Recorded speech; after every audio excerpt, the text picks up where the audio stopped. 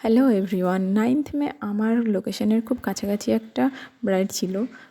সেদিন মেঘলা ওয়েদারের জন্য এমনিতেই কারেন্টের প্রচুর প্রবলেম ছিল। তো আমরা দেখতেই পাচ্ছ ফোনে ফ্ল্যাশ জ্বালিয়ে কাজ করছি।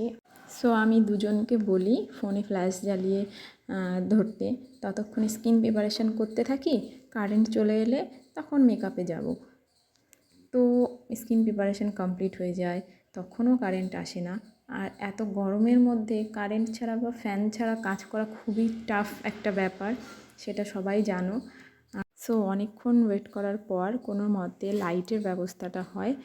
তো দেখো, ও শুধু একটাই ডিমান্ড ছিল টানা টানা কাজল পরার, তাছাড়া ও আমার ওপর পুরোটাই ছেড়ে দিয়েছিল। তোমরা জানাও ওকে কেমন লাগছে। খুবই তাড়াহুড়োতে কাজটা করা, একটু লেট হওয়ায় ব্রাইড এত টেনশনে পড়ে গিয়েছিল যে ও হাসি ওর ঠোঁটে কোনো হাসিই নেই, বলেও কেউ হাসাতে পারছে না। আমার কাজ তোমাদের কেমন লাগে জানিও, আর অবশ্যই অবশ্যই লাইক সাবস্ক্রাইব করে দিও।